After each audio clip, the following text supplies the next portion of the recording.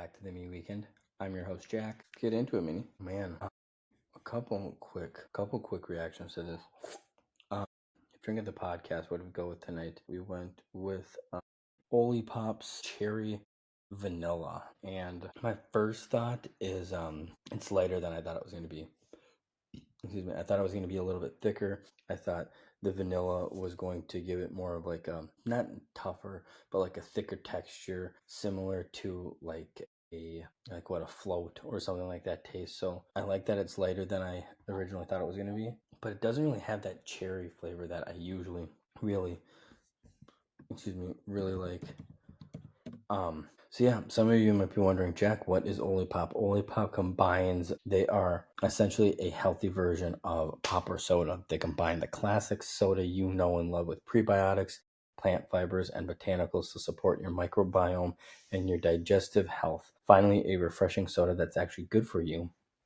And then their little excerpt for this specific soda was, we pinpointed the cherry pie flavor we were craving with a careful combination of tart cherries and the sweet tang of rainier cherries. That's what I'm getting. Then rounded things out with the soft and sumptuous taste of vanilla bean. Okay, knowing that, I can see that now. I'm not crazy about it, which is probably surprising for my usual listeners. I am a huge fan of cherry flavored. I'm not over the moon about it, but it's not a bad tasting pop. I would definitely go out of my way to get this again. Very good. I know they mentioned tart in here. It doesn't taste all that tart. It's actually kind of sweet quite a bit. I really like it. I really do. So yeah, for anybody that might be curious, you can check them out at drinkolipop.com. I was a little hesitant to actually do this one tonight because I thought we had done it before, but we're getting our list together so that we can go back and hold ourselves accountable and know what we've, for our takes and everything, actually, keep track of what we've been trying and what we haven't tried.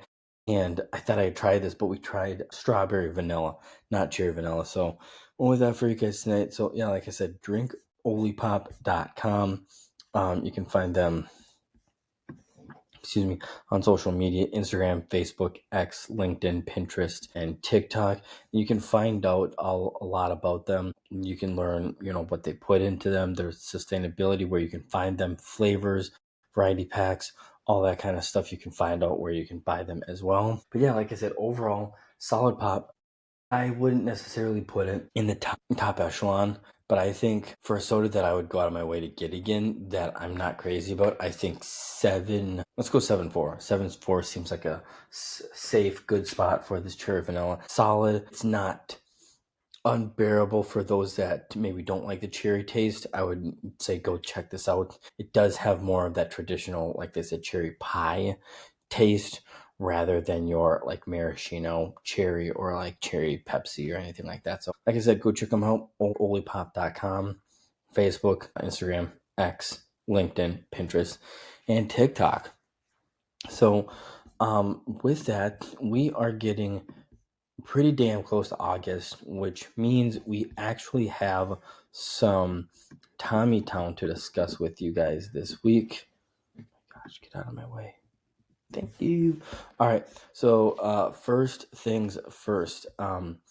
Back on the 25th, John Tower and the St. Thomas basketball team introduced 5 new newcomers to this upcoming season that will include 4 transfers and 1 true freshman to don the purple and gray this season. And this team is preparing for its first full year of eligibility within the NCAA Division I, and it's going to be crazy to strengthen this team that was 1 win shy of winning the Summit League championship last year, and should they win the whole thing this year, they're going dancing in March, which is insane. If they do, and if they go to March Madness, I'm going to go to their first round game. I'm going to say that right now. I am going to go. Before we get into these guys, head coach John Tower had this to say about the 5 newcomers. These 5 guys have been incredibly successful in their basketball careers to this point, and each of them is eager to join our culture and help Tommie basketball continue to be one of the most unique stories in all of college basketball. Collectively, they bring a style of play that fits us: up-tempo, unselfish, smart, skilled, and tough. This team is coming off of a 24-win season, undefeated at home, 14-0. And looks to build off of that in their new arena of the Anderson Arena this fall. So without further ado, new guys, so the 4 transfers, this is insane. But the transfers are led by, redshirt sophomore Austin Hero. The 6'3", 180-pound guard is from Milwaukee, Wisconsin. And get this, yes, is the younger brother of Tyler Hero in the NBA. This guy is transferring from South Carolina and is pretty crazy. So yeah, that's headlined by him. The other 3 transfers are Tommie Humphreys Jr., a redshirt sophomore as well, 6'5", 215-pound guard from Minneapolis, Minnesota, originally from Totino Grace High School and transferring from Furman College. Nick Janikowski, a 6'4" redshirt freshman guard from Pewaukee, Wisconsin, played at Pewaukee High School and is transferring from Nebraska. And then Isaiah Johnson Aragu, originally from Maple Grove, Minnesota, went to Totino Grace as well and is transferring from, he was at Miami for a year and then at Iowa as well. And then the lone incoming freshman is Luke Momklivak, an incoming freshman, 6'9" forward, just like Isaiah, from also Pewaukee, Wisconsin. I'm playing in Pewaukee High School as well. Not from Wisconsin, from the great state of Minnesota. So if I butchered that, I apologize. It was not on purpose. So yeah, those are the 5 new guys that we have coming into the program. Super excited to see where they're going to fill in, especially with guys coming back like Ryan Lafferty, Nolan Minisale, Ryan Dufault, Carter Berkey, and Ben Oosterbaan. It'll be a good season, and I can't wait to see them get in action, and I really hope they win the Summit League. I would love to see them dancing in March in their first opportunity. It would be incredible. So yeah, that was the first of 3 things we wanted to highlight in Tommie Town for you guys this week. The second one, just a couple days ago, what would that have been? Monday, the Tommies were picked to finish 3rd in the Pioneer Football League preseason poll. The Tommies, with that 3rd pick, received 72 total points and 1 first place vote from Pioneer Football League head coaches. And yeah, they, since joining in 2021, they earned top 3 finishes. For those that maybe don't know, in each of their first 4 seasons after winning the conference in 2022, the Tommies finished 2nd in the Pioneer Football League standings last in 2023, and were in the hunt for a conference title entering the final weekend of the regular season. The same was true this last year in 24, as they finished in a tie for 3rd place thanks to a 4-0 start in Pioneer football play. During that stretch, the Tommies earned marquee wins over San Diego, the eventual 2025 Pioneer League favorite, Morris Stenson, before capping off the season with a dominant 32-9 win over Dayton. And this is a crazy stat that I want to highlight too. The Tommies have only suffered 6 losses since joining the Pioneer Football League, posting a conference record of 26-6 over the last 4 seasons. Hopefully they're not as soft as the Mayak is. Just going to say that. Like I mentioned, the San Diego Toreros were selected to win the conference in 2025, receiving 5 total first place votes and 94 total points, while back-to-back championship Drake was selected to finish 2nd despite losing its head coach in the offseason. And then behind St. Thomas was Butler to Pitt, finished 4th, while Dayton and Morehead State rounded out the top 6 standings in the conference. So yeah, like I said, I think this St. Thomas team is going to boast another strong course, thanks to returners such as seniors Ryan Server and Den Jeanette, tight ends Patrick Wagner and Matthew Rink will be back, and then on the offensive side, they have Alec Rasmussen and Hope Adebayo coming back as well too. So super exciting, and gosh, I would love to see this team get into the FCS playoffs as well. But we are going to have to wait and see. And then lastly, just yesterday, it was announced that there were 2 Tommie football players that earned all Pioneer Football League honors, and it was. But they were both seniors, Dean Jeanette from Fenwick, Illinois, and Ryan Seaver from Edina, Minnesota. They both made plenty of headlines this last season, and were two of the top returners for this upcoming season. And they were earned preseason praise, on Tuesday, as they were two of just 30 student athletes named to the preseason All Pioneer Football League team, which is outstanding. Really, really cool. Dean Jeanette is a senior defensive back, made a name for himself as a junior in 2024, earning all conference from both the Pioneer Football League and Phil Steele. As a junior, he appeared in 11 games, tallying 31 total tackles, 24 solo, and 7 assisted. And as a defensive back, he led the team with 4 interceptions at the conclusion of the regular season and ranked first in the category in the conference. Ryan Surfer is a senior linebacker from Edina, Minnesota. And just like Jeanette, earned a slew of postseason honors in 2024 as well. However, appeared in all 12 games for St. Thomas last year, recording a team-leading 87 tackles, 34 solo, and 10 tackles for loss, and 3.5 sacks, 2 forced fumbles, 4 pass breakups, and 1 interception. So he really can do it all. So a huge congratulations to these guys, and really hope that they can anchor this defense that Caruso is so awesome at. So hopefully we'll be able to see them in some postseason play, just like the men's basketball team. And that is what we have for you guys today on for the Tommie Town.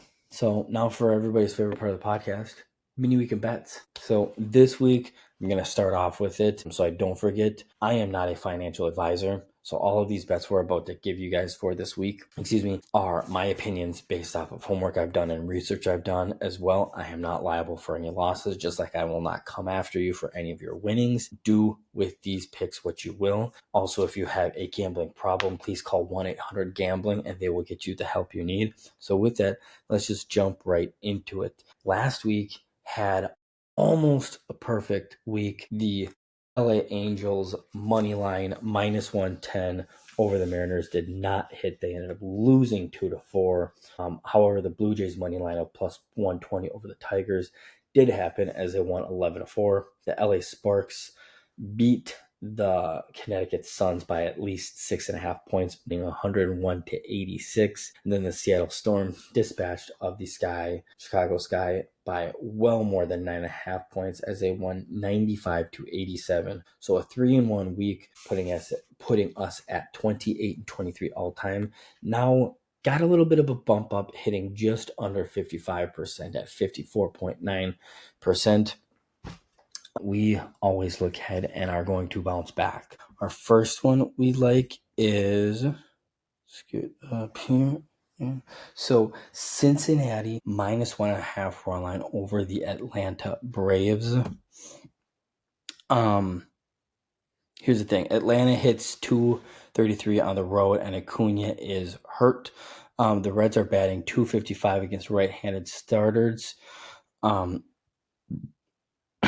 Abbott for the Braves in his 10 home starts posts an ERA of 1.93, and the Braves bullpen in their last 23 games has an ERA of 0.56. Cincinnati are 5-0 to the run line at home, facing a starter that allows 1 home run per start or greater, which is a big deal. And Atlanta's 12-17 to the run line on the road, facing winning teams. So like I said, play this Cincinnati Reds 1.5 run line against the Atlanta Braves. And then the second pick we like for you guys this week, we are going Seattle money line -153 over the Texas Rangers. Once again, simply put, Texas is batting .232 against right-handed pitchers.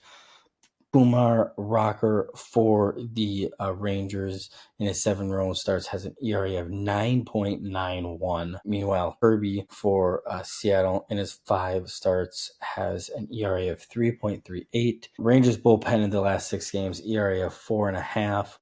With the Mariners pen at 1.96 in the past 7 games. So as this game goes on, this pitching just really favors the Mariners. Add to the fact that the Mariners are 11-4 at home against the division. So like I said, play Seattle money line -153. And then tomorrow there's only a WNBA game going on, or later tonight, I guess, depending on when you're watching this. But it is the Golden State Valkyries at the Washington Mystics. And I really went back and forth on this one. I think the Mystics are going to win this game. I went back and forth between the 2.5 points or betting the money line at minus 142. And I think that I like the value more at the minus 2.5 points against the spread. So give me the Mystics minus 2.5 over the Valkyries.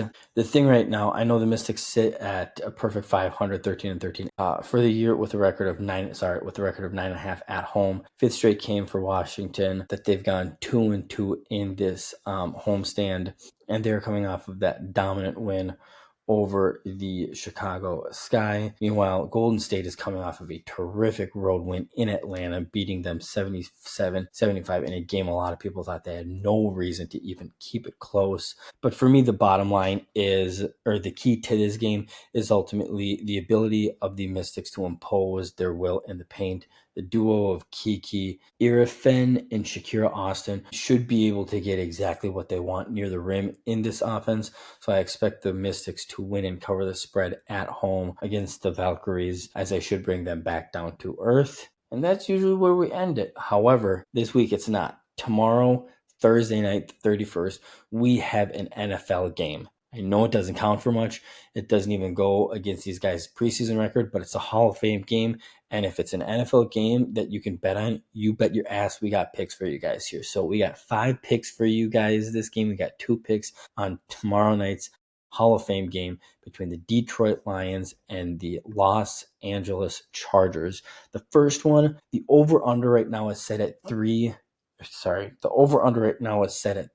points. Hammer that under. Let me give you some stats just on how low scoring some of these games typically go. This, between spreads, money lines, over-unders, this is the best and arguably the easiest one to take. It's the best one. 33 is nothing out of the ordinary for preseason, and several recent Hall of Fame games have kicked off with lower totals than this one. In fact, 6 of the last 12 Hall of Fame games have stayed under 32.5 points.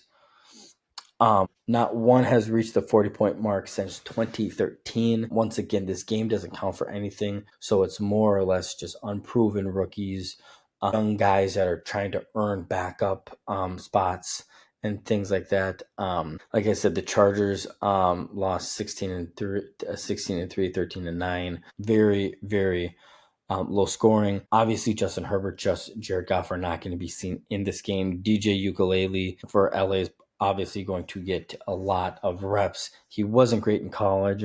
Now imagine going up against NFL defenses. It's scary, but like I said, I think it's going to be relatively sloppy. Not a great game, but it's going to be low scoring. And if you're trying to win some money, hit that under.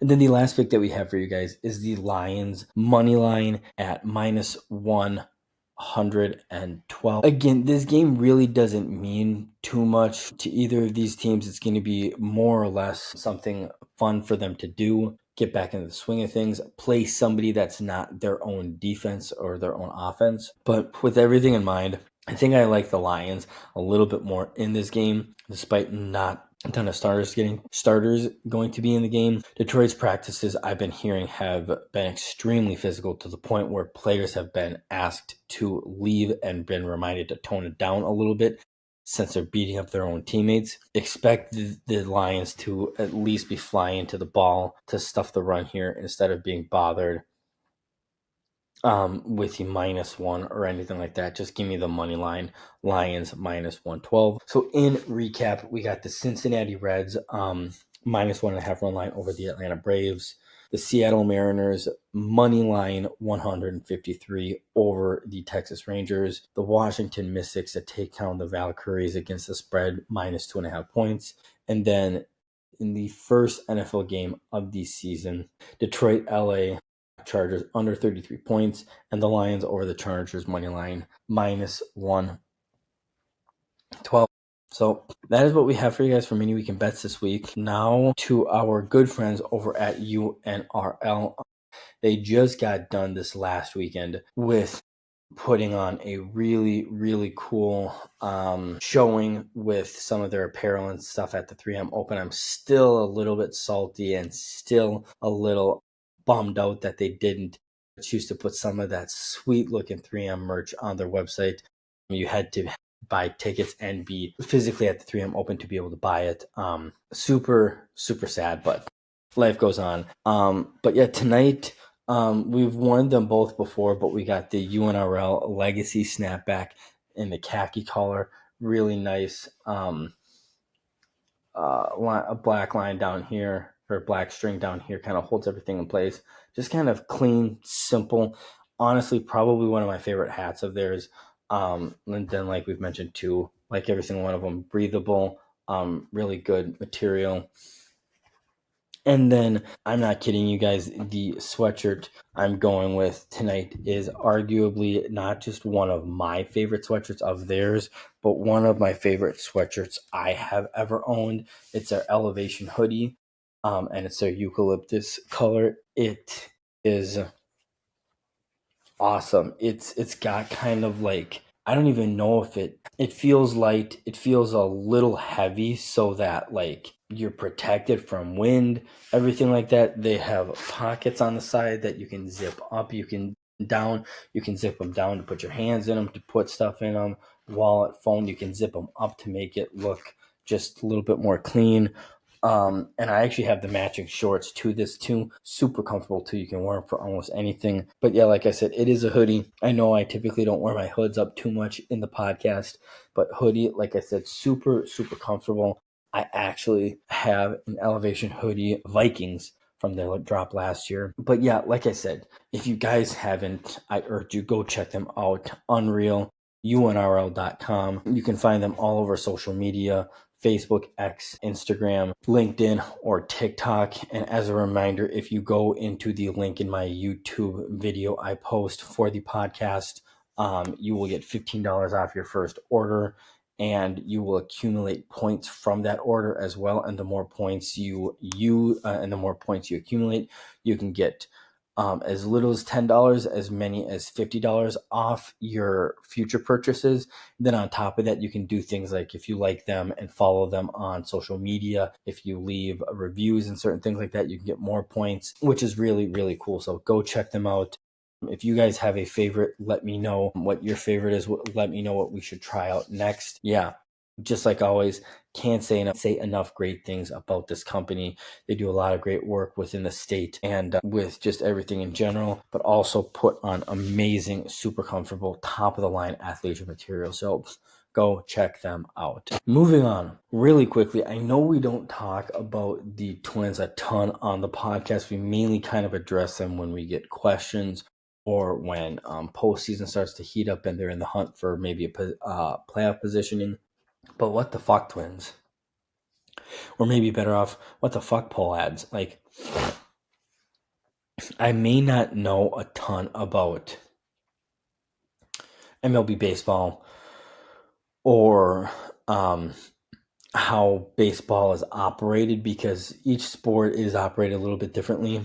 But I do know, I understand. This is another thing I want to preface this with. You're sitting at 51 and 57, a little less than ideal than you'd like to be. But you're 108 games in to a 162 game season. I think they're about 12 games out from the division, but they're currently sitting at 6 games out of the final wild card spot with over 50 games to play. So they could very well grab a playoff spot. It's not like they're the freaking Colorado Rockies sitting at 31 and a half games behind in the cellar of the NL, or the Washington Nationals 15 and a half games back.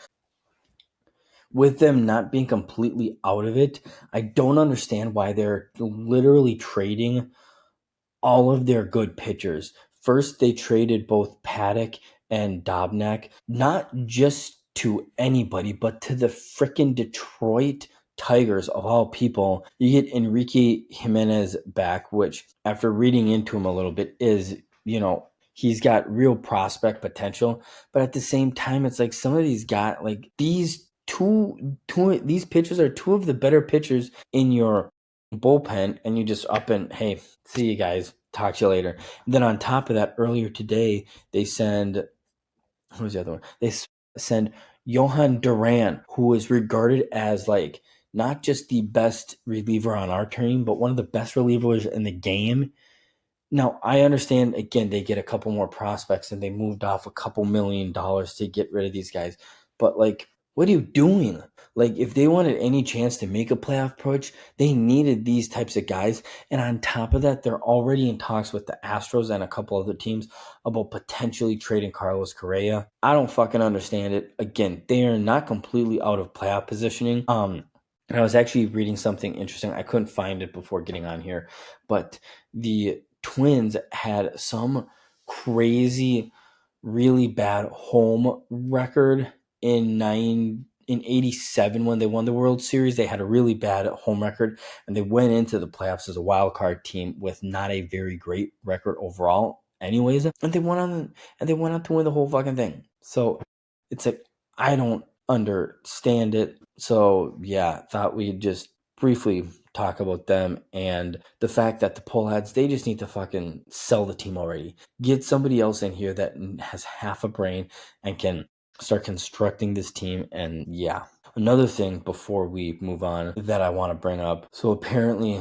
there was a meeting within the last week with the MLBPA and the MLB, and Rob Manfred was in there and was started talking about salary cap. And now I understand players, like, money makes the world go round. I get it. Players are always going to want to make as much money as they possibly can, just like the owners and Manfred are always going to want to spend the money that they have. Having a salary cap isn't a bad thing, and apparently it's not necessarily a bad thing. And apparently the second he brought that word up, fucking Bryce Harper and like 5 other guys said, get the fuck out of here. I've already dropped it a couple times, so I'm going to have to say it another time. Get the fuck out of here if you're going to bring up that. And I'm not gonna lie, that makes them sound like a little bunch of entitled pricks, because quite frankly, there should be a salary cap and there should be stuff in their contracts that,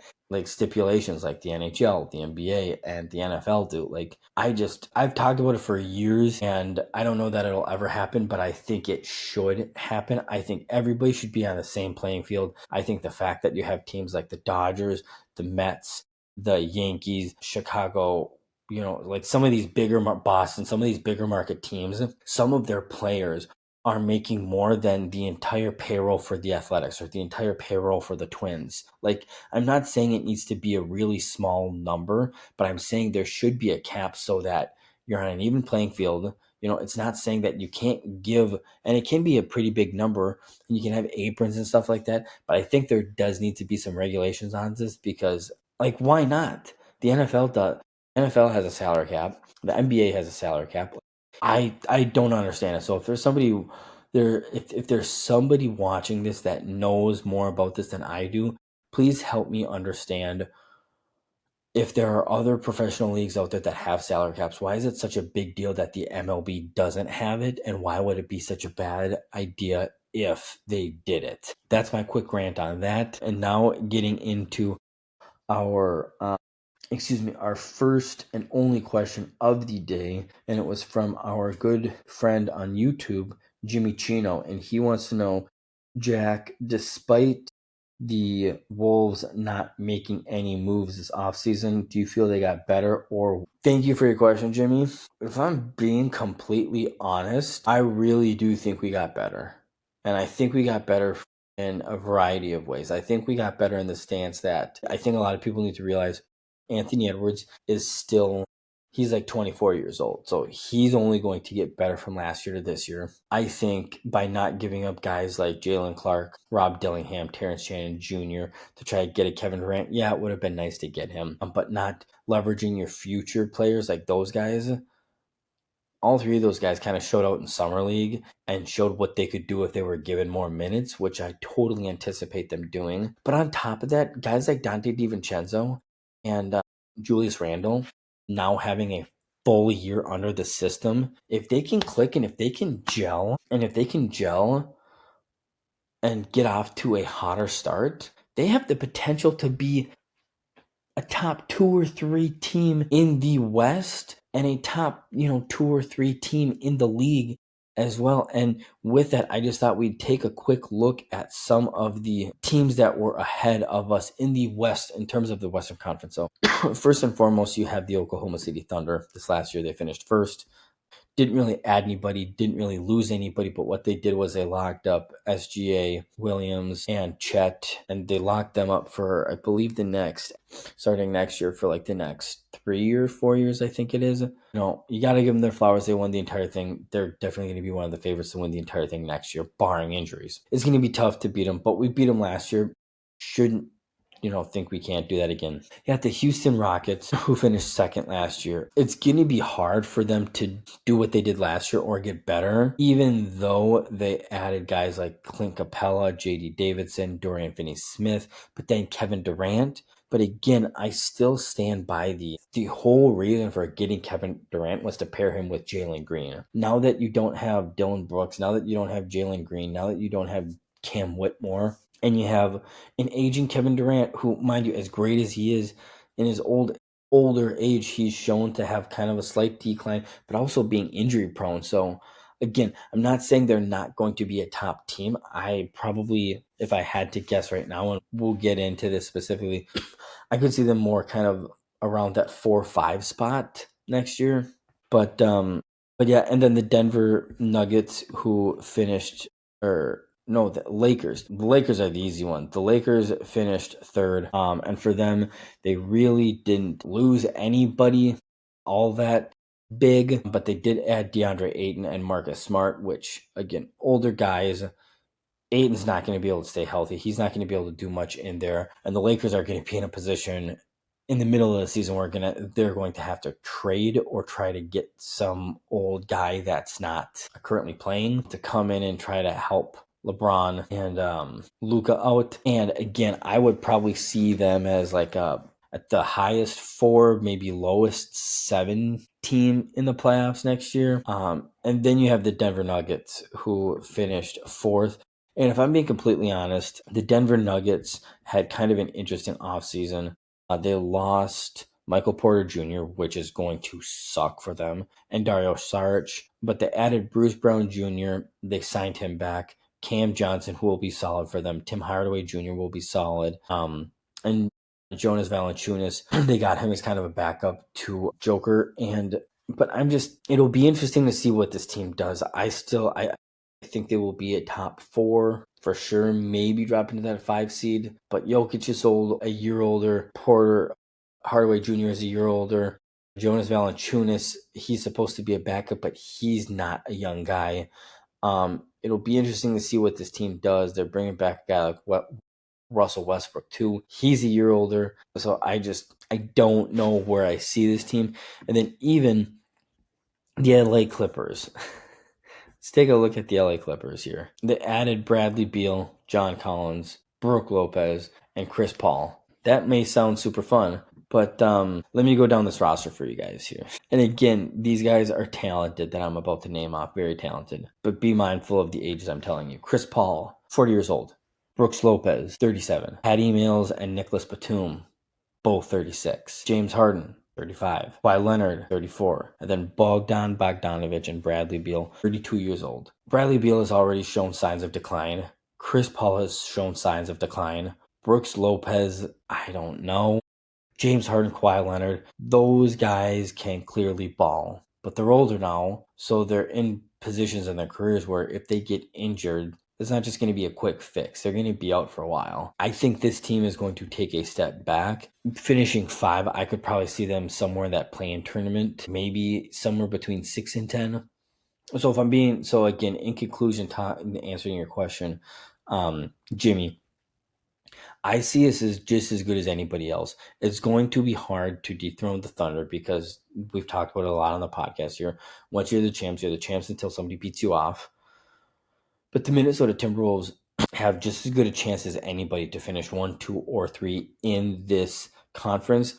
I think it's going to ultimately come down to, Chris Finch managing this lineup. I mean, if you have the Minnesota Timberwolves, again, depth is a big thing, but I think one of the biggest things that he's going to have to come to grips with is I think you have to start Rob Dillingham and Johan Beringer. I don't know how much he's going to play into it, but I mean, yeah, Mike Connolly, who's serviceable, but Jalen Clark, Dante DiVincenzo, Rob Dillingham, Anthony Edwards, Rudy Gobert, Jade McDaniels, Julius Randle, Naz Reid, Terrence Chan Jr. So that's 10 guys there. Like, if I had to give my opinion right now, I would say I would start Rob Dillingham at the 1. I would start Anthony Edwards at the 2. I would probably start, I'm not kidding, I would probably go Jade McDaniels at 3. I would go I'd go Julius Randle at the 4 and Naz Reid at the 5, and have Dante DiVincenzo and Terrence Chan Jr. as like your first 2 guys off the bench. So there's going to be a lot of figuring it out where those guys come in, because obviously you got like a guy like Jalen Clark that can come off the bench like that and be a defensive menace and still get you a couple buckets. But yeah, like I said, I think they'll be just as good as anybody next year. Again, barring any injuries. But yeah, it should be a really fun year for the Wolves. We're still a couple weeks out. Looking in the past, we're still probably about 2 weeks out, August 14th, when we can anticipate the schedule coming out. So look forward to that. But yeah, that's about all I had for the NBA. And then in conclusion, wrapping up for the podcast tonight, there were a couple of things newsworthy within this last week. Things like Josh Metallis's holdout is now over. Within the last week, him and the Vikings agreed on a 3-year, $36 million deal with a max value of $42 million. 25 of it is fully guaranteed. It was announced that Aaron Jones and Jordan Mason were going to kind of be taking on like half roles, like touches, everything like that. But other than that, it's pretty much been training camp as usual, which brings me to pretty much my and only point for the NFL is, again, it's like the GOAT talk and stuff like that. It's fun to talk about because it's football, it's back. We're coming back. Like, give us something to talk about. Stop overreacting about training camp. Obviously, some of these young quarterbacks are going to have glimpses of amazement and glimpses of trash. Aaron Rodgers is going to be throwing picks. Yeah, guys are going to be doing crazy things. Like, it doesn't matter. It's training camp. At the end of the day, as much as weird as it sounds, like if you're a Vikings fan, as much as you want to hear JJ McCarthy's making all these great plays and all this great stuff, you also want to hear, hey, this defense is making life hard on him, because you want this defense to be just as battle tested and just as ready as JJ McCarthy and his offense. So again, there's so much overreactions I've heard. Aaron Rodgers looked terrible. I've heard JJ McCarthy looks like shit. I've heard JJ McCarthy looks amazing. I've heard Caleb Williams looks awful. I've heard Aiden Hutchinson's getting mouthy. I've heard Lions players are being like trash talking each other and shit like that. I've heard Caleb Williams and Ben Johnson aren't getting together well. And it's just like, guys, like, and I know this is the time of the year people are looking for things to talk about in terms of the NFL, but like, let's just give it a little bit of a rest and just let these guys go through it. Once you have those shared practices, okay, we can talk about it and maybe overreact. But right now, if you're the fan of the Bills, let's hope for both of them to kind of, the offense and defense, to look good. So speaking of the Bills, by the time we come on the podcast next, the Buffalo Bills season opener for Hard Knocks off season will come out. So super excited to watch that. But yeah, also just stay tuned. We're figuring out some really fun stuff to do for this upcoming football season. For those that are interested, ESPN already has up their fantasy football stuff and pigskin pick'ems. No, we have not went in and made ours yet. But be mindful of that. And next time we come on, we will have the date for you guys. Hoping to have somebody on it with me, so you don't just have to hear me ramble on for another hour or so. But yeah, lots of fun stuff coming. So stay tuned. And remember, this podcast is about you guys, the listeners, as much as it is me reporting on stuff for you guys. If you have a topic you want me to talk about, a question you want me to answer, please reach out. You can find us at minnyweekend@gmail.com. We're on X, we're on Instagram, we're on Facebook, and we're on TikTok. really find, if you can find us, if you have social media, you can find us. Make sure you subscribe to the YouTube channel and get notified when the new episode comes out, and wherever you listen to it audibly, whether it's Google Podcast, Spotify, or Apple Podcast. But you guys always know, until next time, Minny.